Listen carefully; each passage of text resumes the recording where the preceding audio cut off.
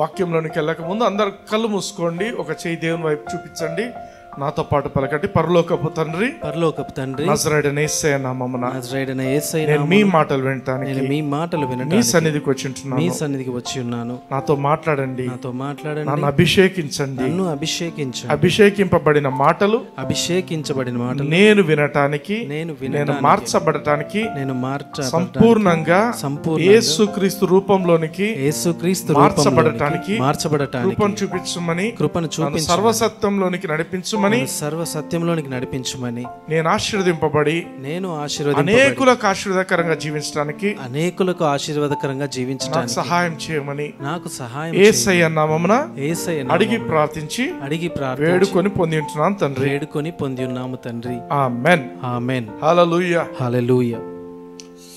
God's grace is bigger than your sin. దేవుని యొక్క కృప నీ పాపము కంటే చాలా పెద్దదా చిన్నదా? పెద్దది. దేవుని కృప ఆకాశము కంటే ఎత్తైంది, సముద్రాల కంటే లోతైంది. ఆమేన్. కొన్నిసార్లు బిలీవర్సే అయ్యో నేను తప్పు చేసినాను, అయ్యో నేను పాపం చేసినాను, నేను వెనక్కి పోవాలన్నా, నేను క్రైస్తవునిగా బ్రతకగలనా లేదా అని ఆలోచిస్తుంటారు. నేను అందరికీ చెప్తున్న మాట ఒకటే, God's grace is bigger than your sin. నీ పాపం ఏదైనప్పటికీ కూడా దేవుని కృప అన్నింటికంటే కూడా చాలా గొప్పది. హల్లెలూయా. హల్లెలూయా. సో మనమందరము ఏ విధంగా క్షమింపబడ్డాం? Is it because of your confessions? నువ్వు ఒప్పుకోవడం బట్టి నువ్వు క్షమింపబడ్డావా? అన్ని ప్రభా నేను చిన్నప్పటి నుంచి చేసిన పాపాలన్నీ అని నీకు గుర్తొచ్చినవి చెప్పుకుంటావు, గుర్తు రాని వాటి పరిస్థితి ఏంటి? దేని బట్టి మనం క్షమింపబడ్డాము? Anybody? Grace. We are forgiven by grace. ఎట్లా గ్రేస్? ఏ టైంలో మనం క్షమింపబడ్డాము? అది ఆలోచిస్తే it's only because of your believing in Jesus.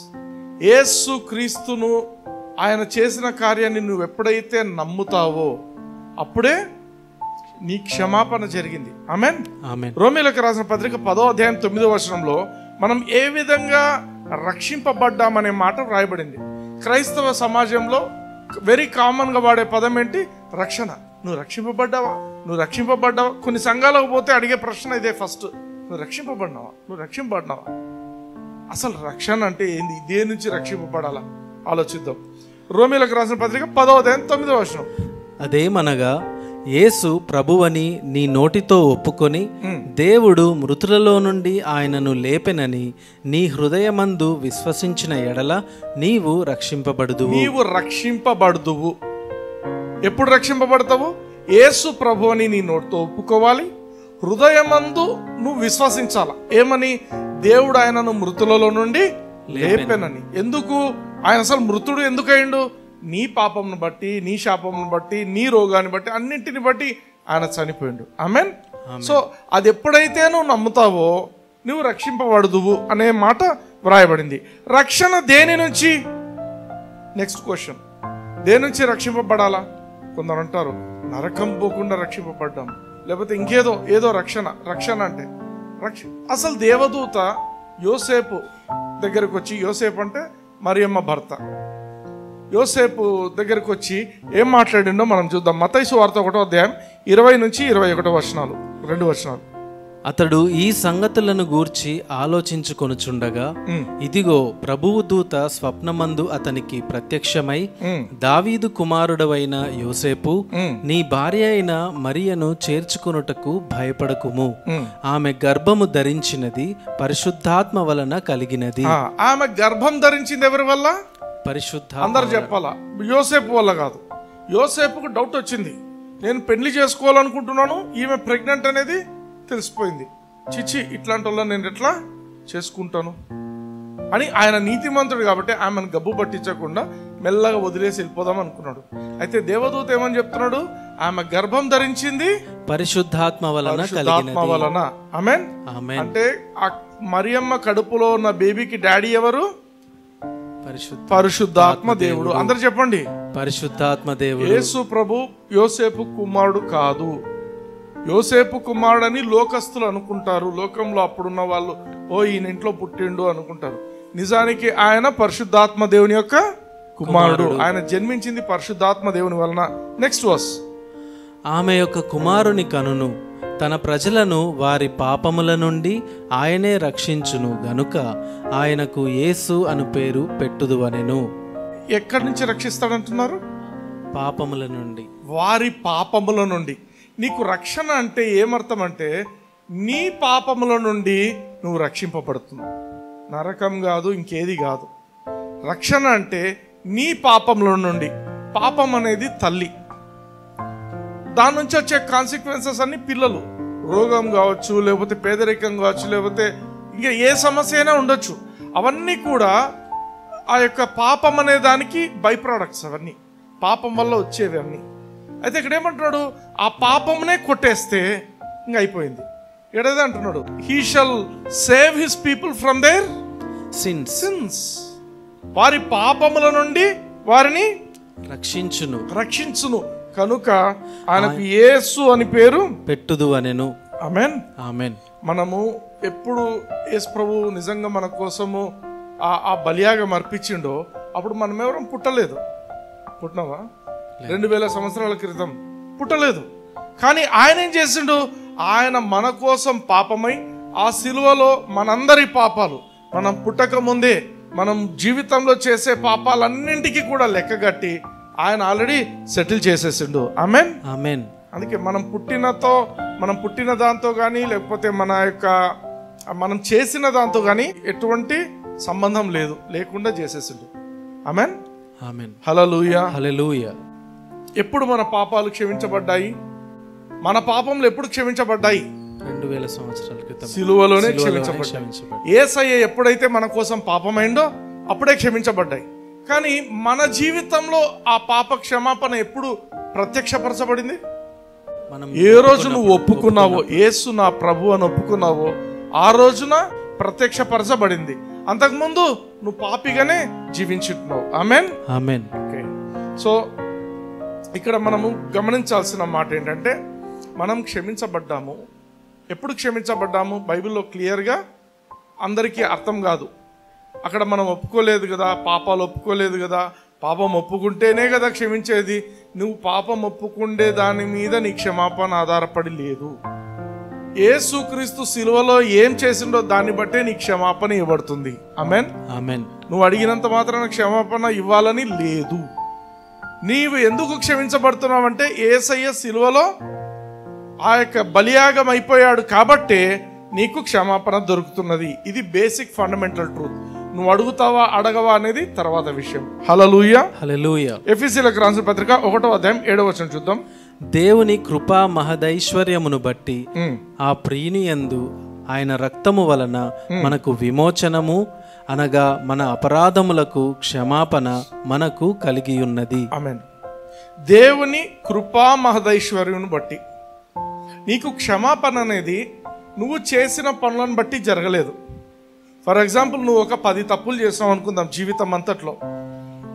కేవలం నువ్వు 10 తప్పులు చేసావు కాబట్టి ఆ 10 తప్పులకు క్షమాపణ అనేది జరగటం లేదు. బాగా ఆలోచించండి. ఇప్పుడు నేను ఎవరికైనా ఒక 100 రూపీస్ ఇవ్వాలంటే ఎంత ఇస్తాము? 100 రూపీస్ ఇస్తాం. కానీ 100 రూపీస్ ఇవ్వాల్సిన చోట నేను ఎక్కువ ఇచ్చినాను అనుకోండి, ఒక 1000 రూపాయలు ఇచ్చినా అనుకోండి, అదేంటి? That is too much. అర్థమవుతుందా? మనం ఇవ్వాల్సిందంటే టూ మచ్. ఇక్కడ ఏమంటున్నాడు? దేవుడు మనకిచ్చిన క్షమాపణ ఎటువంటిదంట? దేవుని కృపా మహదైశ్వర్యమును బట్టి, according to the riches of his grace, according to what you have done కాదు. నువ్వు చేసిన దాంతో సమానంగా నీకు క్షమాపణ ఇయ్యలేదు. నువ్వు చేసిన దానికంటే చాలా ఎక్కువగా ఆయన కృప ఎంత ఉందో అంతగా నీకు ఇచ్చేసిందంట. హల్లెలూయా, హల్లెలూయా. ఇది అర్థం చేసుకోవాలా. ఇది ఎప్పుడు అర్థం చేసుకుంటారో you will have a Liberty in your life. దేవుని కృపా మహదైశ్వర్యమును బట్టి ఆ ప్రియుని యందు ఆయన రక్తం వలన మనకు విమోచనము అనగా మన అపరాధములకు క్షమాపణ మనకు కలిగి ఉన్నది. మన అపరాధములకు క్షమాపణ ఎలా కలిగిందంటే ఆయన కృపా మహదైశ్వర్యమును బట్టి. ఆయన కృప ఎంత ఎక్కువ ఉన్నదో, నీ పాపపు సంఖ్య నువ్వెన్ని చేసినావు, నువ్వు మర్డర్స్ చేసినావా, ఈరోజు నా యూట్యూబ్లో వింటున్న వాళ్ళు ఎవరైనా ఉండొచ్చు, నువ్వు వ్యభిచారాలు చేసినావా, మర్డర్స్ చేసినావా, అది ఎంత పెద్ద ఘోర పాపం, ఎంత చిన్న పాపము, వాటితో సంబంధం లేదు. దేవుడు నిన్ను క్షమించినప్పుడు ఎలా క్షమిస్తున్నాడు? నువ్వు యేసును ప్రభువుగా స్వీకరించిన రోజున నీ పాపాలన్నిటికీ క్షమాపణ కలుగుతుంది. కానీ అది ఎలా జరుగుతుంది? అది ఎలా చెప్తున్నాడు? ఆయన మహదైశ్వర్యమును బట్టి, ఆయన కృప ఎంతగా ఉందో అంతగా నువ్వు క్షమించబడ్డావు. ఆమేన్. కొలస్సీ 1:14 చూడండి. ఆ కుమారుని యందు మనకు విమోచనము అనగా పాప క్షమాపణ కలుగుచున్నది. ఆమేన్. Same thing. నీకు విమోచనము, పాప క్షమాపణ ఎలా కలుగుతుంది? యేసుక్రీస్తు తన రక్తం చిందించడం వల్ల, యేసయ్య రక్తం కారుతున్నంతగా నీకు ఆ యొక్క పాప క్షమాపణ ఆ రోజు ఇయ్యబడింది. It is done. ఆమేన్. హెబ్రీయులకు రాసిన పత్రిక 10వ అధ్యాయంలో చూద్దాం, 1-4 చదువుదాం. ధర్మశాస్త్రము రాబోవుచున్న మేలుల ఛాయ గలదియే గాని ఆ వస్తువుల నిజ స్వరూపము గలది కాదు. కనుక ఆ యాజకులు ఏటేటా ఎడతెగకుండా అర్పించు ఒక్కటే విధమైన బలులు వాటిని తెచ్చువారికి ఎన్నడూనూ సంపూర్ణ సిద్ధి కలుగజేయనేరవు. చాలు.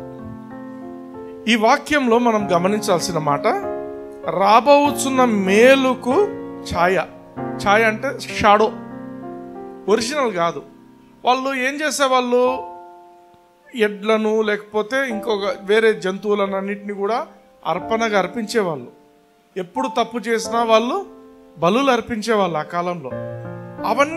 అవన్నీ దేనికి సూచన?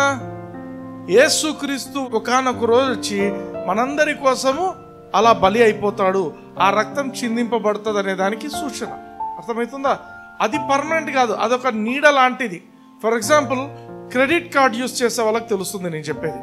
క్రెడిట్ కార్డ్ ఏం చేస్తారంటే, నాకు ఇప్పుడు అవసరం ఉంది అమౌంట్ అంటే, ఆ క్రెడిట్ కార్డును వాడేసి షాప్ వాడికి పే చేసేస్తాను. షాప్ వాడికి డబ్బులు ఇచ్చేస్తాం, ఇప్పుడు కట్టేస్తాం. ఒక 50,000 కట్టాలి, దాంతో పే చేసేస్తే 50,000 షాప్ వాడికి వచ్చేసింది.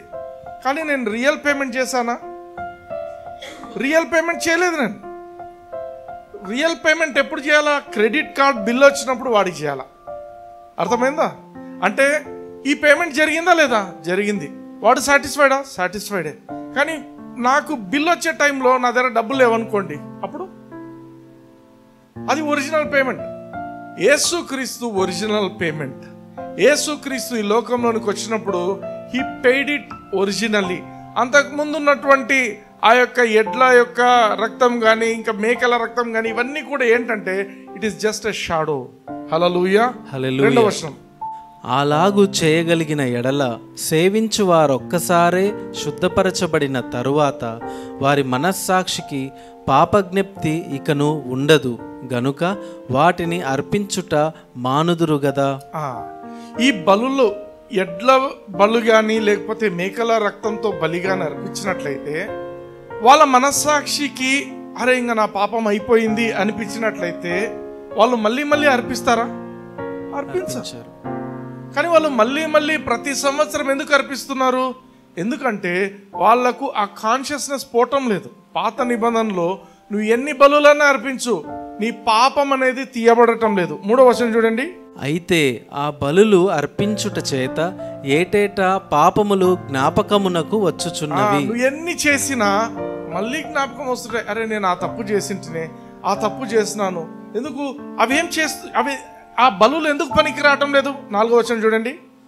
ఏలయనగా ఎడ్ల యొక్కయు మేకల యొక్కయు రక్తము పాపములను తీసివేయుట అసాధ్యము. పాపములను తీసివేయుట అసాధ్యం. ఎడ్ల రక్తము, మేకల రక్తము, ఇంకా ఒకవేళ ఏనుగును తెచ్చి అర్పించినా కూడా అంత పెద్ద జంతువు కదా, దాని రక్తం కూడా పనికిరాదు. అర్థమవుతుందా? అంటే ఈ జంతువుల రక్తం ఏది కూడా మనుషుల యొక్క పాపాన్ని తీసివేయుట అసాధ్యం. అవేం చేసేవి? ఓన్లీ కవర్ చేసేవి, పాపాన్ని కవర్ చేసేది. అంటే దేవుని దృష్టి నీ పాపం మీద పడకుండా ఆ రక్తం నిన్ను కవర్ చేసేది. అప్పట్లో పాత నిబంధనలో రక్తం అనేది మనిషిని కప్పేది. కప్పడం వేరు, కంప్లీట్గా తీసివేయడం వేరు. అర్థమవుతుందా? ఒక పుండు ఉంది, శరీరంలో ఒక పుండు ఉంది, దాన్ని కప్పి పెడితే ఏమవుతుంది? మొత్తం కప్పబడిపోతుంది. కానీ ఏం చేయాలా? నిజంగా చేయాల్సింది ఏంటి? దాన్ని తీసేయాలి. ఆ తీసేసే పరిస్థితి లేదు పాత నిబంధనలో.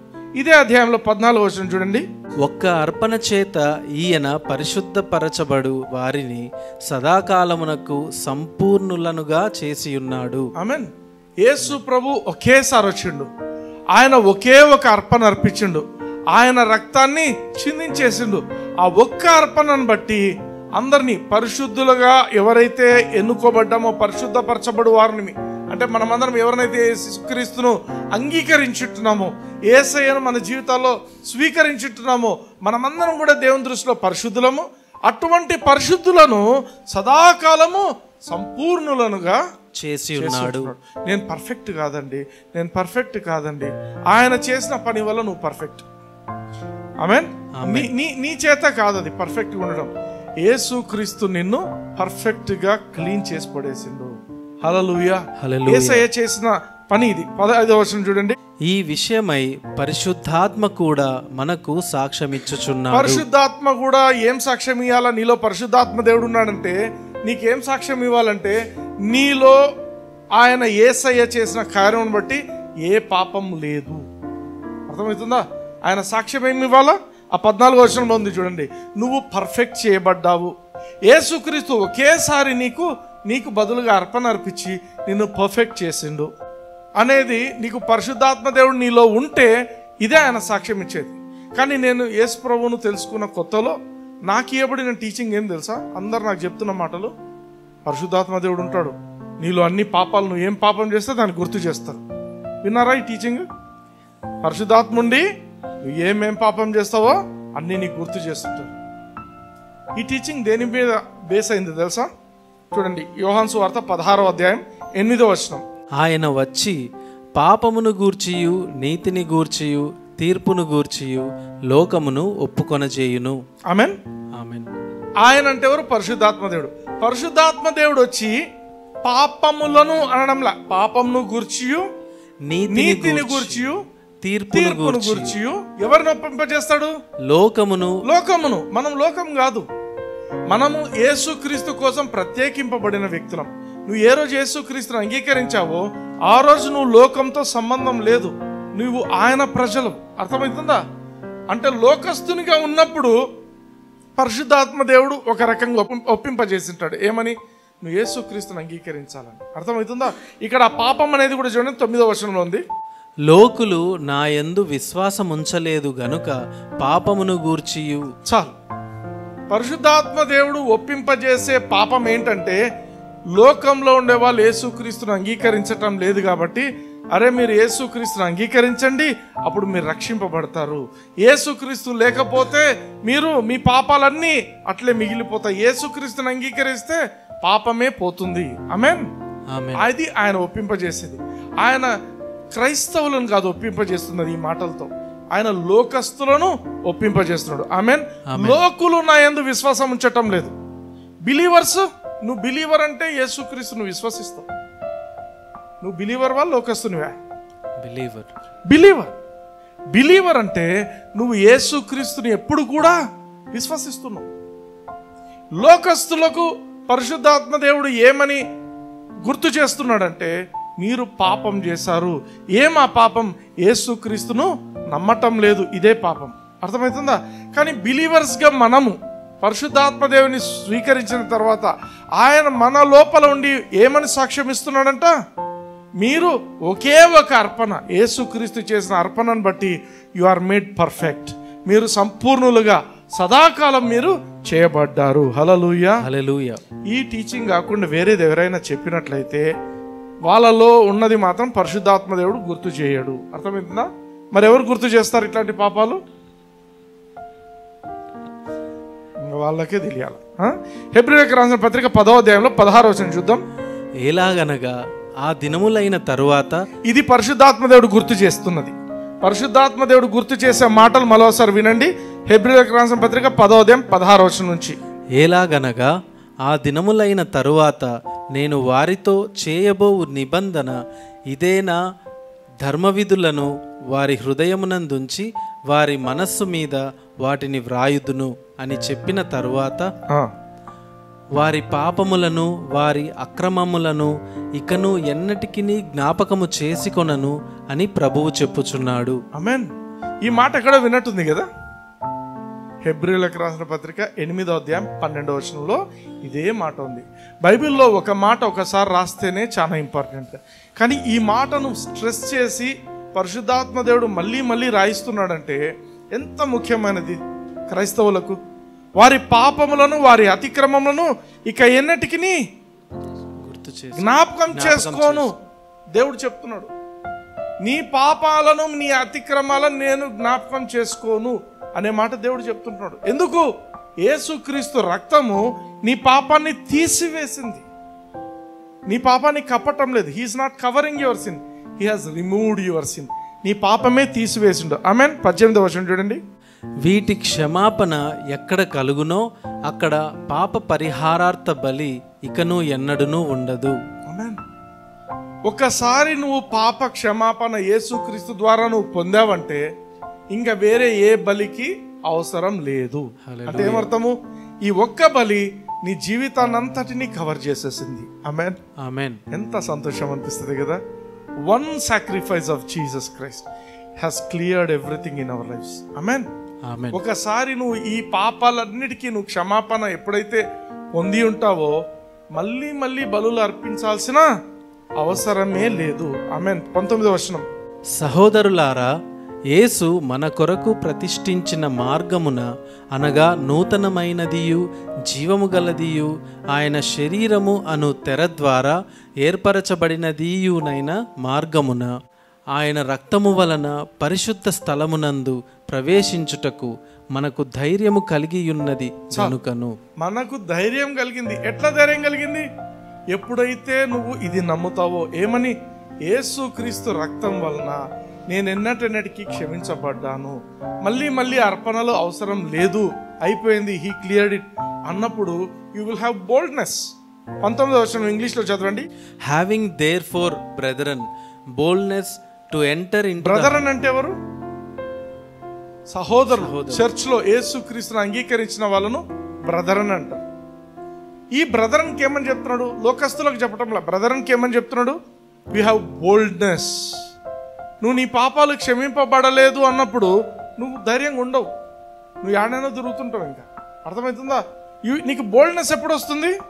నీ పాపాలు క్షమించబడ్డాయని నీకు ఎప్పుడైతే అర్థమవుతుందో అప్పుడే నీకు బోల్డ్నెస్ వస్తుంది.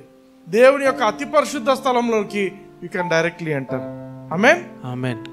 అంటే బ్రదర్, మనం మన పాపాలను గురించి మనం ఒప్పుకోవాల్సిన అవసరం లేదా? అవసరం లేదు.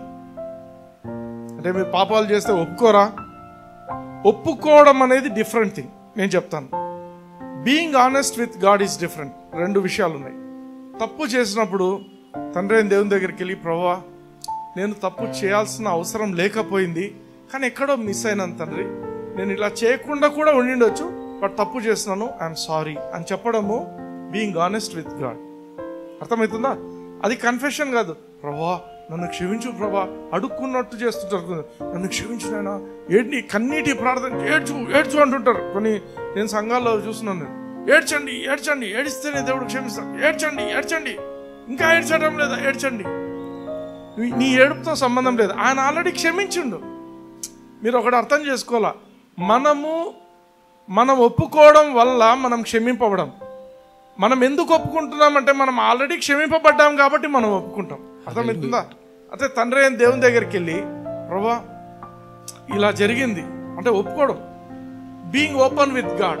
నాన్న నేను చేసి ఉండకూడదు, అది చెడ్డది కానీ పనికిమాలిన పని కానీ ఏదైనా కూడా దేవుని దగ్గర పోయి, ప్రభా నేను చేయలేకపోయినాను, బట్ నెక్స్ట్ టైం నేను ఖచ్చితంగా నేను నిలబడతాను. అర్థమవుతుందా? ఎందుకంటే నీ క్షమాపణ నువ్వు చేసే పనులను బట్టి కానీ, నువ్వు చేసే కన్ఫెషన్స్ను బట్టి కానీ, దేవుని దగ్గర పోయి ఒప్పుకునేదాన్ని బట్టి అది జరగదు. నీ క్షమాపణ దేన్ని బట్టి జరుగుతుంది? యేసయ్య శిలువలో చేసిన కార్యాన్ని బట్టి జరుగుతుంది. హల్లెలూయా. ఆమేన్. ఆమేన్. ఇంకా ఎక్కలేదా జనాలకు? నువ్వు ఎంతగా దేవుణ్ణి అడుక్కొని ఒప్పుకుంటావో దాన్ని బట్టి నీకు క్షమాపణ రాదు.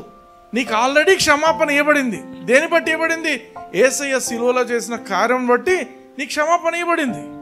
ఇప్పుడు నువ్వేమని ఒప్పుకుంటావు దేవుని దగ్గర? యు ఆర్ బీయింగ్ ఆనెస్ట్, ఓపెన్గా, నువ్వు యథార్థంగా, ప్రభా నేను ఈ విధంగా జరిగింది, నేను చేయాలనుకోలేదు కానీ పొరపాటున జరిగింది, ఇంకొకసారి నేను ఇలా చేయకుండా ఉంటాను. అర్థమవుతుందా?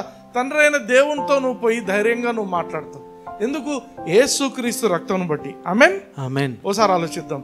సన్నీకి అగ్గుగాడు ఉన్నాడు, చిన్నోడు బాబు ఉన్నాడు. ఈ అగ్గుగాడు తప్పులు చేయడా? చేస్తాడా? చేయడా? చేస్తాడు. వాడు చేయొద్దు అన్న పని చేస్తానే ఉంటాడు.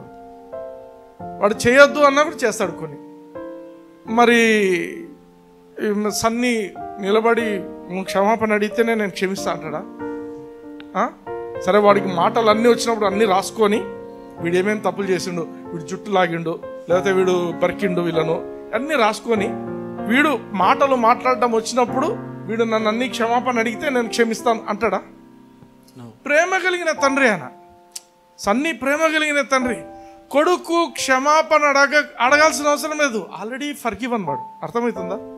అంటే ఒక తండ్రికి పిల్లవాడి మీద ఉండే ప్రేమ వాడు అడిగితేనే చేసేది కాదు. కానీ వాడు రేపొద్దున వాడికి మాటలు వచ్చి అన్నొచ్చి daddy daddy I'm sorry daddy అన్నప్పుడు తండ్రి ఏమంటాడు?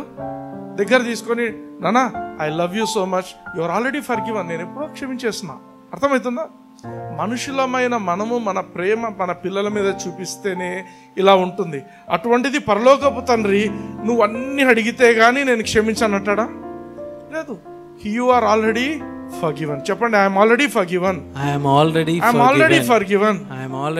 నువ్వు క్షమింపబడ్డావు కాబట్టి నీకు దేవునితో నువ్వు ఒకవేళ తప్పు చేసినా దేవునితో నీకు సహవాసం అనేది పోదు. కొందరు ఏమంటారంటే ఎప్పుడైతే తప్పు చేస్తావో నువ్వు దేవునితో సహవాసం పోతుంది, నువ్వు మళ్ళా పోయి క్షమాపణ అడిగితేనే ఆ సహవాసం మళ్ళా సెట్ అవుతుంది. ఆయన మనిషి కాదు. మనుషులైతే ఇంకొక మనిషి నాకేమేం చేసి అన్ని గుర్తుపెట్టుకుంటారు. కానీ దేవుడు ఏమంటున్నాడు? వారి పాపములను వారి అతిక్రమములను నేను ఇక ఎన్నడూ కూడా జ్ఞాపకం చేసుకోను. ఆమేన్. ఎవరికది? ఎవరైతే యేసుక్రీస్తుని అంగీకరించారో వాళ్ళకే ఈ ఫెసిలిటీ ఇవ్వబడింది, వేరే వాళ్ళకి కాదు. అర్థమవుతుందా? లోకస్తులకు కాదు. ఆమేన్, ఆమేన్. ఎందుకంటే మనకు ఇవ్వబడిన క్షమాపణ మనం చేసే పనులను బట్టి లేకపోతే మనం ఒప్పుకునే దాన్ని బట్టి మనకి ఇవ్వబడడం లేదు. మనకి ఇవ్వబడిన క్షమాపణ కేవలం యేసయ్య మీదనే ఆధారపడింది. ఆయన శిలువలో ఏం చేశాడో దాన్ని బట్టి మాత్రమే మనకు ఆధారపడింది. ఆమేన్, ఆమేన్. ఇది ఎవరైతే అర్థం చేసుకుంటారో వాళ్ళు ఈ భూమి మీద ఎయిదర్ పరలోకాన్నైనా అనుభవిస్తారు, లేదంటే నరకాన్నైనా అనుభవిస్తారు. అర్థమవుతుందా? అంత వ్యత్యాసం ఉంటుంది. ఇప్పుడు ఫర్ ఎగ్జాంపుల్ ఒక 2 లక్షలు తీసుకున్నాడు మన బ్రదర్, ఒక 2 lakhs ఎవరిదో అప్పు తీసుకున్నాడు. అప్పు తీర్చలేకున్నాడు, విత్ ఇన్ టైం ఇవ్వలేదు. ఆయన పాపం ఫోన్లు చేస్తున్నాడు, ఈయన జవాబు చెప్పలేక ఫోన్ ఎత్తకుండా ఉన్నాడు ఆయన. ఇప్పుడు ఒక పెళ్లికి పోవాలి, బంధువుల పెళ్లికి. ఆ పెళ్లికి ఆ బ్రదర్ కూడా వస్తాడు. ఎవరు? 2 లక్షలు ఇచ్చిన బ్రదర్ వస్తాడు. అప్పుడు ఈ బ్రదర్ పోతాడా? ఆయన వస్తున్నాడని తెలిస్తే పోతారా? పోడు. వస్తున్నాడు ఆయన, ఈ పెళ్లి వద్దు ఏమొద్దు, ఏదో ఒకటి చెప్పు, ఏదో రోగం వచ్చిందో చెప్పు, నేను రాను, ఫ్యామిలీని పంపిస్తాడు. ఆయన పోడు కావాలండి. అదే ఈ బ్రదర్ తరపున 2 లక్షలు తీసుకున్న దానికి ఒక 2 billion ఇచ్చేస్తున్నారు అనుకో, ఎవరో ఫ్రెండ్ ఇచ్చినారని తెలిసింది. అప్పుడు ఎట్లుంటుంది ఈయన యాటిట్యూడ్? ఎట్లుంటుంది? పోతాడా? పోడా? పెళ్లికి బ్రహ్మాండంగా పోతాడు. అర్థమవుతుందా? ఇంకా ఫుల్ ఉల్టా ఇచ్చిన తీసుకో, ఈ నాకు డబ్బులని అడగడానికి పోతాడు. నీకు ఎక్కువ పేమెంట్ జరిగింది, ఉల్టా ఇయ్యండి. నేను తమాషకి చెప్పట్లేదు ఇది. Jesus is an over payment. Jesus is an over payment. లోకంలో అందరి పాపాలు అన్నీ ఒక 10 రూపాయలు అయితే, అర్థమవుతుందా? దేవుని దగ్గర 10 రూపాయలు తీర్చడానికి లేదు. దేవుని దగ్గర ఉన్నదంతా ఏంటంటే ఆయనే. కాబట్టి ఆయనే తనను తాను అర్పించుకున్నాడు. Some millions of trillions of dollars, ఇంకా ఎంతనే వేసుకోండి. అంటే we can't measure his value. Yesu Prabhu యొక్క వాల్యూను మనం మెజర్ చేయలేం. మనం లోకంలో ఉన్న ప్రతి వ్యక్తి, ఆదాము మొదలుకొని ఈ భూమి మీద లాస్ట్ పుట్టే వ్యక్తి పాపాలన్నీ కలిపి ఒక 10 రూపాయలు అయితే, యేసు ప్రభు అనే వ్యక్తి ఆయన ఎంత ఆ 10 రూపాయలతో కంపేర్ చేస్తే he's trillions and trillions of dollars. ఇంకా ఇమ్మెజరబుల్, మనం మెజర్ చేయలేం. అర్థమైందా? Jesus is an over payment. You have been paid over payment. అర్థమవుతుందా? మీరు చేసిన దానికి నేను చేసిన దానికి దేవుడు మన కోసం ఆల్రెడీ ఓవర్ పేమెంట్ చేసిండు. ఆమేన్, ఆమేన్. ధైర్యంగా బ్రతకొచ్చు. When you know that you are forgiven for ever. రాసుకో, నేను ఎప్పుడో నా బుక్లో రాసుకున్నా, ఐఎమ్ ఫర్గివన్ ఫర్ ఎవర్ అని. I'm forgiven for ever, ever and ever, అయిపోయింది. హల్లెలూయా. హల్లెలూయా. You will live a fearless life. ఎవరికి భయపడాల్సిన అవసరం లేదు, ఎవరికి తల ఉంచాల్సిన అవసరం లేదు. పొగురుగా చెప్పట్లేదు నేను. ఎందుకు? My sins are forgiven, I'm honest with God. అంటే బ్రదర్ తప్పులు చేయవా? చేసిన నేను దేవునికి చెప్పుకుంటున్నాను. I'm honest with God. అది కూడా చెప్తాను దేవునితో. ఎందుకు? ఆయన హీస్ ఎ లవింగ్ ఫాదర్. తండ్రి నేను ఈ విధంగా జరిగింది తండ్రి, నేను ఇంకా ఇట్లా జరగకుండా చూసుకుంటాను. అర్థమవుతుందా? ఎప్పుడైతే నువ్వు నేను ఒప్పుకుంటేనే నా పాపాలు క్షమింపబడతాయి అనే కాన్సెప్ట్కి వచ్చావంటే ఏం జరుగుతుందంటే పాప క్షమాపణ అనేది నీ రెస్పాన్సిబిలిటీ అవుతుంది. పాప క్షమాపణ నీ మీద రెస్పాన్సిబిలిటీ అవుతుంది. అంటే నువ్వు ఇంకా చక్కగా ఉండాలా, నువ్వు చక్కగా చేయాలా, చక్కగా ఒప్పుకోవాలా, ఇవన్నీ నీ మీద. కానీ దేవుని కాన్సెప్ట్ ఏంటి? పాప క్షమాపణ అనేది నీ రెస్పాన్సిబిలిటీ కాదు, అది ఆయన రెస్పాన్సిబిలిటీ. శివలో యేసయ్య చేసిన కార్యం బట్టి దేవుడు నిన్ను క్షమిస్తున్నాడు. ఆమేన్, ఆమేన్. అయితే ఈ కాన్సెప్ట్ రావడానికి కూడా కారణం ఏంటంటే అందరికీ అనిపిస్తుంటది, సార్ ఏదో వాక్యం మిస్ అవుతున్నాడు ఇక్కడ అనుకుంటారు. 1 యోహాను 1:9 చూడండి. మన పాపములను మనము ఒప్పుకొనిన ఎడల ఆయన నమ్మదగిన వాడును నీతిమంతుడును గనుక ఆయన మన పాపములను క్షమించి సమస్త దుర్నీతి నుండి మనలను పవిత్రులనుగా చేయును. ఆమేన్, ఆమేన్. అందరూ చెప్పండి ఆమేన్, ఆమేన్. ఎవరి కోసం రాసింది ఈ మాట? 1 యోహాను 1వ అధ్యాయము అనేది కొత్త నిబంధనలో ఉన్నది, కానీ ఆ ఒక్క అధ్యాయం మాత్రము క్రైస్తవులకు రాయబడిన అధ్యాయం కాదు. అది దట్ వాజ్ రిటర్న్ ఫర్ గ్నాస్టిక్స్. గ్నాస్టిక్స్ అంటే నాలెడ్జ్ కోసం తిరుగుతున్న వ్యక్తుల కోసము, వాళ్ళు ఎవరైతే అన్బిలీవర్స్ ఉన్నారో వాళ్ళ కోసం రాయబడిన మాట. అర్థమైందా? 1వ అధ్యాయంలో మనం చూసినట్లయితే ఆ మొదటి 10 వచనాలన్నీ కూడా వాళ్ళ కోసం రాయబడింది. 2వ అధ్యాయంలో మీరు చూస్తే నా చిన్న పిల్లలారా అని మొదలు పెడతాడు. అది క్రైస్తవులకు రాసిన మాట. అర్థమైందా? సో ఇది ఎవరికి రాస్తున్నాడు? క్రైస్తవులక, క్రైస్తవేతరులక? క్రైస్తవేతరులకు రాస్తున్నారు. అందుకే మనం we should rightly divide the word. వాక్యమును ఊరికే కొత్త నిబంధనలో ఉంది కాబట్టి ఇది మనకు రాసినారు కాదు. దీన్ని తీసుకొని ఒక కాన్సెప్టే తయారు చేసినారు. ఏమని? మనం అన్ని ఒప్పుకుంటేనే ఆయన క్షమిస్తాడు, లేకపోతే లేదు. ఇది ఎవరికి రాసిండు? మనకు కానే కాదు, క్రైస్తవులకు కానే కాదు, ఇది క్రైస్తవేతరులకు ఆయన రాసిండు. ఏమని చెప్తున్నాడు? అయ్యా మేము పాపమే చేయలేదంటే మీరు దేవుణ్ణి అబద్ధికుని చేసినట్టయితుంది. కాబట్టి మీరు ఒకవేళ మీ పాపాలను మీరు ఒప్పుకున్నట్టయితే ఆయన నమ్మదగిన వాడు, ఆయన నీతిమంతుడు, కాబట్టి మిమ్మల్ని సమస్త దుర్నీతి నుంచి మిమ్మల్ని కడిగి వేసి మిమ్మల్ని నీతిమంతులుగా చేస్తాడని వాళ్ళకు రాస్తున్నాడు. ఆమేన్, ఆమేన్. నేను ఒప్పుకుంటే గానీ నేను క్షమింపబడను అనే కాన్సెప్ట్ ఎవరికైనా ఉందంటే, ఎందుకంటే మాకు చిన్నప్పుడు నేర్పించినారు. నేను యేసు ప్రభువుని నమ్ముకున్న కొత్తలో ఏమని చెప్పినారంటే, నీ పాపాలన్నీ ఎప్పటికప్పుడు ఒప్పుకోవాలా. ఒప్పుకోలేదనుకో, ఒక్క పాపం నువ్వు ఒప్పుకోకుండా నువ్వు ఉండి సడన్గా చచ్చిపోయినావు అనుకో, అప్పుడు నువ్వు నరకంలో పడతావు. విన్నారా ఇట్లాంటి మాట? నేను విన్నా. ఏందబ్బా ఇంత అన్సర్టనిటీ ఏంది ఈ క్రైస్తవ జీవితంలో? చాలా బాధపడుతుంది. ఎన్నని గుర్తుపెట్టుకుంటాం, ఎన్నో చేసినాం, అసలు గుర్తేలేవు. కొన్ని అయితే చేసినట్టు తెలుస్తుంది. అందుకే ఏం చేస్తుంది, నేను ప్రభా నాకు గుర్తున్న పాపాలు, గుర్తులేని పాపాలు అన్నీ కూడా క్షమించండు. అయితే నువ్వు ఒప్పుకుంటేనే కదా నీ క్షమాపణ జరిగేది. ఇప్పుడు ఒప్పుకోవాలంటే ఏం చేయాలి? నువ్వు ప్రతిదీ ఒప్పుకోవాలా. నీకు తెలిసిన పెద్ద పాపాలే కాదు. మనం ఏం చేస్తామంటే కన్వీనియంట్గా మనకు పెద్దవి బాగా గుర్తుంటే ఆ పెద్దవి మాత్రం అడుగుతాం, చిన్నవి కూడా చేసుకోవాలి. మరి చిన్నవి కూడా ఒప్పుకోవాలా లేదా? ఒప్పుకోవాలి. చిన్నదైనా పెద్దదైనా నువ్వు ఇది నమ్మితే నువ్వు అన్నీ ఒప్పుకోవాల్సిందే. ఎందుకంటే ఒక చిన్న పాపం కూడా నేను నరకంలో వేస్తుంది. అట్లయితే అది జరగదు, అది అబద్ధం. కానీ నువ్వు ఒకవేళ అదే నమ్ముతున్న వ్యక్తివైతే నువ్వు అది ఖచ్చితంగా నువ్వు అదే చేయాల్సి వస్తుంది. ఆమేన్, ఆమేన్. ఫర్ ఎగ్జాంపుల్, నువ్వు దుఃఖంలో ఉన్నావు, బాధలో ఉన్నావు, అప్పుడు కూడా తప్పే దేవుని వాక్య ప్రకారం. ఎందుకు? వాక్యంలో ఏమంటుంది? Rejoice in the lord always అన్నా. అంటే ఎల్లప్పుడూ ఆనందించుడి. మరలా చెబుతూను ఆనందించుడి. మీ ఇంట్లో ఎవరో చనిపోయినారు, ఆనందిస్తావా? ఓ ఏడుస్తారు. అదేమవుతుంది? దేవుని ప్రకారము, వాక్య ప్రకారము తప్పు. ఆ పాపం ఒప్పుకున్నావా? మరి నువ్వు డౌట్ వచ్చింది, విశ్వాసం లేదు, ఏదో చెప్పినారు, నువ్వు విశ్వాసం లేకుండా నువ్వు ఒక పని జరగలేదు. సో విశ్వాసం లేకుండా నువ్వు అది జరిగించుకోలేకపోయినావు ఆ పనిని, అది కూడా తప్పే. ఎందుకు? రోమీయులకు రాసిన పత్రిక 14వ అధ్యాయం 23వ వచనం చూడండి. అనుమానించువాడు తినిన ఎడల విశ్వాసము లేకుండా తినును, గనుక దోషి అని తీర్పు నొందును. విశ్వాసమూలము కానిది ఏదో అది పాపము. నీకు విశ్వాసం లేకుండా నువ్వు ఏ పని చేసినా అది పాపమే. ఎన్ని పనులు చేసింటావు చెప్పు విశ్వాసం లేకుండా కదా? మరి అన్నిటికీ చెప్పాలంటే గుర్తున్నాయా? లేదు. నీవు ఒప్పుకుంటేనే నీకు పాప క్షమాపణ అంటే నీ జీవితాంతం ఒప్పుకుంటూనే ఉంటావు. ప్రభా నేను అప్పుడు తప్పు చేసింటి, ప్రభా నేను ఇప్పుడు తప్పు చేసింటి. ఒకవేళ మనము ఏదైనా గిటార్ వాంచుతున్నాం అనుకోండి, వర్షిప్ చేస్తూ సడన్గా గుర్తొస్తుంది, అది వదిలిపెట్టేసి ప్రభా నన్ను క్షమించు నాయనా. అర్థమవుతుందా? అంటే నేను ఎగ్జాంపుల్ చెప్తున్నాను. నీకు క్షమాపణ ఆయన ఊరికే ఇచ్చిండు, ఉచితంగా ఇచ్చిండు. ఇవి మనుషులు వాళ్ళ సొంత డాక్టరీన్స్ ట్రెడిషనల్గా మతానుసారంగా నిన్న సన్నీ మాట్లాడుతుండే నాతో, అన్న ఇవన్నీ ఎట్లొచ్చినాయి నా లోకంలోకి? ఎట్లొచ్చినాయి అంటే మన వాళ్ళందరూ యేసుక్రీస్తుని అంగీకరించక ముందు వేరే మతాలలో ఉన్నారు. ఇక్కడికి వచ్చిన తర్వాత అవి ఇవి మిక్స్ అయిపోయినాయి వాళ్ళకి. ఆ మిక్చరే ఇప్పుడు మనం వింటున్నది బయట చాలా చోట్ల. అర్థమవుతుందా? దేవుని వాక్యం ఏం చెప్తుంది? నీ పాపాలన్నీ క్షమింపబడ్డాయి. నువ్వు కన్ఫెస్ చేయడం వల్ల నువ్వు క్షమింపబడలేదు, నీ పాపాలు ఒప్పుకోవడం వల్ల నువ్వు క్షమింపబడలేదు. యేసుక్రీస్తు తన మహాకృపను బట్టి నిన్ను క్షమించుంటున్నాడు.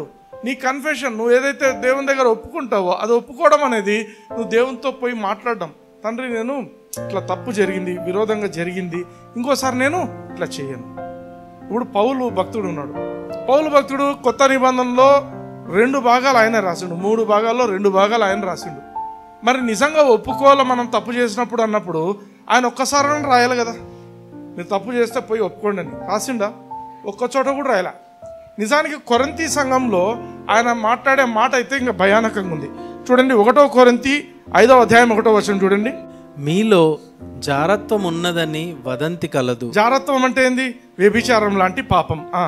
మీలో ఒకడు తన తండ్రి భార్యను ఉంచుకున్నాడట, అట్టి జారత్వము అన్యజనులలోనైనను జరగదు. ఇది సంఘానికి రాస్తున్నాడు. చర్చకు పోతున్నారు వీళ్ళంతా, కానీ వాళ్ళలో ఎంతటి చెడ్డ పాపాలు ఉన్నాయి అనేది ఈయన బహిర్గతం చేస్తున్నాడు. అయ్యా నువ్వు నీ సొంతం మీ నాయన ఎవరినో పెళ్లి చేసుకుంటే ఆయనతో కూడా ఆ అమ్మాయితో కూడా నువ్వు ఉంటున్నావంట. ఇట్లాంటి పాపము లోకస్తులలో కూడా లేదు, అటువంటిది సంఘంలో ఉంది. నువ్వు పోయి ఒప్పుకో అన్నాడా? నువ్వు దేవుని దగ్గర క్షమాపణ అడగండి మీరందరూ పోయి అన్నాడా? అనలేదు. ఆ నెక్స్ట్ చాప్టర్లో ఏమంటాడు తెలుసా? 1 కొరింథీ 6వ అధ్యాయము 19వ వచనంలో చూడండి. మీ దేహము దేవుని వలన మీకు అనుగ్రహింపబడి మీలోనున్న పరిశుద్ధాత్మకు ఆలయమై ఉన్నదని మీరెరుగరా? మీరు మీ సొత్తు కారు. ఆమేన్, ఆమేన్. ఎంత బ్యూటిఫుల్ ఉంది. వాళ్ళు జారత్వంలో ఉన్న వ్యక్తులని తెలిసి కూడా పౌలు భక్తుడు ఏం చెప్తున్నాడు? అయ్యా మీరు నీతిమంతులు, మీరు ఇట్లా బ్రతకూడదు. అర్థమవుతుందా? మీరు ఇప్పటికీ దేవుని యొక్క ఆలయమై ఉంటున్నారు, పరిశుద్ధాత్మ దేవుడు మీలో ఉంటున్నాడు. ఎవరితో మాట్లాడుతున్నాడు? జారత్వం చేసిన వాళ్ళతో. అర్థమవుతుందా? అంటే చెడ్డ పని చేసిన వాళ్ళతో పౌలు ఇంకా ఏమంటున్నాడు? మీరు ఇంకా నీతిమంతులే. పరిశుద్ధాత్మ కొన్నిసార్లు కొన్ని కాన్సెప్ట్స్ ఉంటాయి. తప్పు చేస్తే పరిశుద్ధాత్మ దేవుడు వెళ్ళిపోతాడు, ఆయన ఎప్పుడు వస్తాడో తెలుస్తుంది, ఎప్పుడు వెళ్ళిపోతాడో తెలియదు. విన్నారా ఇట్లాంటివి? ఆయన అడిగిపోడు, ఈడే ఉన్నాడు. ఆయన ఏమంటున్నాడు? నువ్వు పాపం చేసినావు, నువ్వు పాపం చేయకుండా నీకు సహాయం చేయడానికి ఆయన ఉన్నాడు. ఇప్పుడు పౌలు వాళ్ళకి ఏమని లెటర్ రాస్తున్నాడు? మీలో జారత్వం ఉంది, మీరు వివాదాల్లో ఉన్నారు, మీరు కోర్టులోకి పోతున్నారు, ఇవన్నీ అవసరం లేదు. మీరు యొక్క ఏమంటారు ఏంజల్స్కు మీరు తీర్పు తీర్చాల్సి ఉంది. అర్థమవుతుంది? ఇవన్నీ చెప్తున్నాడు. మీరు తీర్పు తీర్చాల్సిన వాళ్ళు ఇట్లా అని చెప్పి లాస్ట్కి వచ్చి ఏమంటున్నాడు? మీ దేహము దేవుని వలన మీకు అనుగ్రహింపబడి మీలోనున్న పరిశుద్ధాత్మకు ఆలయమై ఉన్నదని మీరెరుగరా? అర్థమవుతుందా? అంటే మీలో పరిశుద్ధాత్మ దేవుడు ఉన్నాడు, మీరు ఆయనకు ఆలయమై ఉన్నారు. ఆ శరీరంతో గలీజ్ పనులు చేయొద్దండి. అదా ఆయన చెప్తున్నమాట. మీరు పోయి కన్ఫెషన్ చేయండి, మీరు మీ పాపాలు ఒప్పుకుంటేనే మీరు క్షమింపబడతారు అట్లా అనడం లేదు. ఆయన చెప్తున్నది ఏంటంటే నీతిని జ్ఞాపకం చేస్తున్నాడు. ఆమెన్. అంటే వి షుడ్ బి అష్యూర్డ్. మనకు ఒక నిబ్బరత ఉండాలి. మనకు ఏమని మనం నిబ్బరంగా ఉండాలంటే, ఏ రోజైతే నేను యేసుక్రీస్తుని అంగీకరించానో నా పాపాలన్నీ కూడా ఒకేసారి క్షమించబడ్డాయి. Amen, amen. అర్థమవుతుందా? నా పాపాలన్నీ కూడా ఒకేసారి క్షమించబడ్డాయి. నువ్వు యేసుక్రీస్తుని ఎందుకు అంగీకరించావు? నువ్వు ఎందుకు అంగీకరించావు అంటే నువ్వు ఒక పాపివని నీకు తెలుసు. నీకు ఒక రక్షకుడు కావాలని నువ్వు ఆయన్ని అంగీకరించినావు. కాబట్టి ఆయన వచ్చి, ఆయన నమ్మదగిన వాడు, ఆయన నీతిమంతుడు కాబట్టి నీకు ఆ రోజు వరకు నీ జీవితంలో ఉన్న సమస్త దుర్నీతి నుండి నిన్ను కడిగి వేసించున్నాడు. హల్లెలూయా, హల్లెలూయా. That's powerful. ఇదే యోహాను భక్తుడు ఇదే అధ్యాయం 1వ యోహాను 1వ అధ్యాయంలో 7వ వచనంలో చాలా క్లియర్గా చెప్తాడు ఈ మాటలు. చదవండి. అయితే ఆయన వెలుగులోనున్న ప్రకారము మనమును వెలుగులో నడిచిన ఎడల అంటే అన్బిలీవర్స్ చెప్తున్నాడు, మీరు నమ్మలేదు, మీరు యేసు ప్రభువుని అంగీకరించలేదు. అయితే వాళ్ళందరికీ ఏమని చెప్తున్నాడు ఆయన? మనమును వెలుగులో నడిచిన ఎడల మనము అన్యోన్య సహవాసము గలవారమై యుందుము. అంటే దేవుని నువ్వు తెలుసుకోలేదు, మేమైతే ఆయన వెలుగులో ఉన్నట్లు మేమందరం కూడా వెలుగులో ఉంటున్నాము. మీరు కూడా ఒకవేళ మాలాగా వెలుగులో మీరు నడిచినట్లయితే, అర్థమైందా, దేవునితో మీకు అన్యోన్యమైన సహవాసము కలిగి జీవిస్తారు. ఇంకో పాయింట్ ఏమంటున్నాడు? అప్పుడు ఆయన కుమారుడైన యేసు రక్తము ప్రతి పాపము నుండి మనలను పవిత్రులనుగా చేయును. ఆమేన్, ఆమేన్. ఇది ఎవరితో చెప్తున్నాడు? క్రైస్తవేతరులు, ఎవరైతే యేసు ప్రభువును అంగీకరించలేదో వాళ్ళతో చెప్తున్నాడు. అయ్యా, మీరు యేసు ప్రభువును అంగీకరించలేదు, ఒకవేళ మీరు యేసుక్రీస్తుని అంగీకరించి ఆయన వెలుగుగా ఉన్న ప్రకారము మీరును వెలుగులో నడిచిన ఎడల మీరు ఆయనతో అన్యోన్యమైన సహవాసంలో జీవిస్తారు. అంతేకాకుండా ఆయన కుమారుడైన యేసుక్రీస్తు యొక్క రక్తము మిమ్మల్ని ఎప్పుడు కడుగుతూనే ఉంటుంది. క్లెన్జత్ అని ఉంది ఇంగ్లీష్లో, ప్రజెంట్ కంటిన్యూస్ టెన్స్. అది అంటే కడుగుతూనే ఉంటుంది, ఎప్పుడు కడుగుతూనే ఉంటుంది. అర్థమైందా? వాళ్ళకి చెప్తున్నాడు, అన్బిలీవర్స్కు, నాన్ బిలీవర్స్కు, మీరు వెలుగులో లేరు. మీరు ఒకవేళ వెలుగులో వచ్చినట్టయితే నువ్వు పాపం చేసినా కూడా వెలుగులోనే పాపం చేస్తావు. అంటే ఏమర్థము? కొన్నిసార్లు ఏమంటారు తెలుసా? నువ్వు పాపం చేస్తే చీకట్లోకి వెళ్ళిపోయినట్టు అంటారు. చీకట్లో వెళ్ళిపోయినట్టు అనేది లేదు, ఏం లేదు. నువ్వు తప్పు చేసినా, నువ్వు ఒప్పు చేసినా, ఏం చేసినా, నువ్వు యేసుక్రీస్తుని అంగీకరించినావు, నువ్వు వెలుగులో ఉన్నావు. ఆమేన్. నువ్వు వెలుగు సంబంధివి, నువ్వు ఆయనతో సహవాసంలో ఉన్నావు. ఆ సహవాసం ఎక్కడికి పోవటం లేదు. కానీ నువ్వు చేయాల్సిన పని ఏంటంటే, నువ్వు వెలుగులో ఉన్నావు కాబట్టి వెలుగు క్రియలు చేయాలా. పొరపాటున నువ్వు ఏదైనా పాత పద్ధతుల్లో తప్పుడు దాంట్లో ఉన్నట్టయితే కూడా నువ్వు తండ్రి అయిన దేవుణ్ణి ఆనెస్ట్గా చెప్పుకోవాలా. చెప్పుకోకపోయినా నువ్వు క్షమింపబడిన వ్యక్తివే. అర్థమవుతుందా? అంటే కంపల్షన్ ఏం లేదు. But if you are an honest person, తండ్రి నువ్వు నన్ను ఇంతగా ప్రేమిస్తున్నావు, నేను నీకు వ్యతిరేకంగా నేను ఈ రకంగా చేసి ఉంటున్నాను, నన్ను క్షమించు. అర్థమైందా? క్షమాపణ కోసం అడగటం లేదు, ఆల్రెడీ క్షమింపబడ్డావు. కానీ నువ్వు ఏమంటారు, you are being open with God. హల్లెలూయా, హల్లెలూయా. అది గుర్తించాలి. ఓకే, కొలస్సీలకు రాసిన పత్రిక 1వ అధ్యాయం 13వ వచనం చూద్దాం. ఆయన మనలను అంధకార సంబంధమైన అధికారములో నుండి విడుదల చేసి తాను ప్రేమించిన తన కుమారుని యొక్క రాజ్య నివాసులనుగా చేసెను. అర్థమవుతుందా? నీవు యేసుక్రీస్తుని అంగీకరించక మునుపు నువ్వు చీకటి రాజ్యంలో ఉండినావు. యేసుక్రీస్తుని అంగీకరించిన తరువాత మొత్తం రాజ్యమే మారిపోయింది, వెలుగు రాజ్యంలోకి వచ్చావు. అర్థమవుతుందా? మళ్ళీ పాపం చేస్తే ఇడికి పోతావు అనేది కాదు ఇక్కడ. నువ్వు ఆల్రెడీ ఆయన మార్చేసిండు, నిన్ను అక్కడికి మార్చిండు. ఇప్పుడు మారవలసింది మన మైండ్. నేను లోకస్తుని కాదు, నేను యేసుక్రీస్తు రక్తం చేత కడగబడిన వ్యక్తిని, నేను నీతిమంతుడను. అర్థమైందా? నువ్వు ఎప్పుడు ఏం గుర్తు చేసుకోవాలంటే, I'm always cleansed by the blood of Jesus Christ.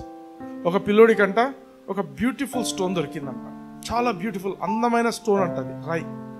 ఆ పిల్లోడు ఏం చేసిండంట, ఆ రాయి చాలా పేద పిల్లోడు, ఇంట్లో పెడితే మళ్ళీ ఎవరైనా తీసుకుంటారు, ఈ రాయి చాలా బాగుందని చెప్పి వాడు పోయి దాన్ని మళ్ళీ గుంత దవ్వి దాంట్లో దాచిపెట్టిండంట. రోజు పోయి ఆ గుంతలో ఆ రాయిని తీస్తాడంట, చూసుకుంటాడంట. అంత మట్టి అంటింటది, శుభ్రం చేసుకొని దాన్ని కొంచెం నీళ్ళలో కడిగి మళ్ళీ చూస్తున్నాడంట. రోజు చూసుకుంటాడు, ఇంట్లో దాచిపెట్టడం కష్టమవుతుంది, గుంతలో తవ్వి పెడితే అది ఇంకా మళ్ళీ డర్టీ అవుతుంది. ఇంత మంచి రాయి కదా అని ఒక ఆలోచన వచ్చిందంట.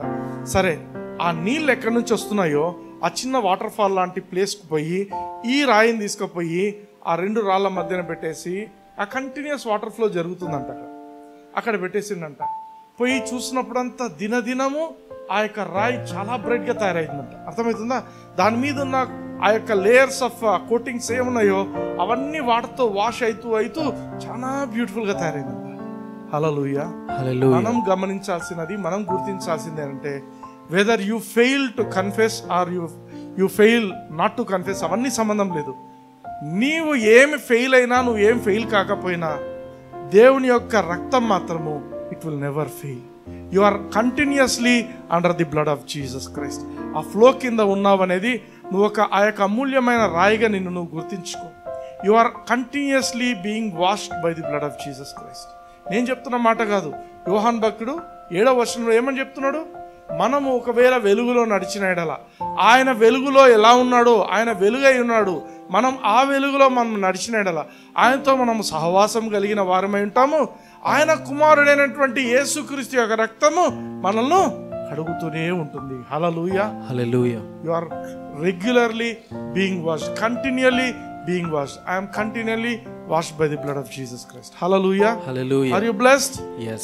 Praise the Lord. కళ్ళు మూసుకోండి, నాతో పాటు ఈ మాటలు పలకండి. పరలోకపు తండ్రి, నాకు ఇచ్చిన ఈ మాటలను బట్టి మీకు వందనాలు చెల్లిస్తున్నాను. నేను వెలుగు సంబంధినని జ్ఞాపకం చేసుకుంటున్నాను. నేను వెలుగులోనే జీవిస్తాను. మీ వెలుగులోనే నడుస్తాను. మీ సహవాసంలో నేను జీవిస్తాను.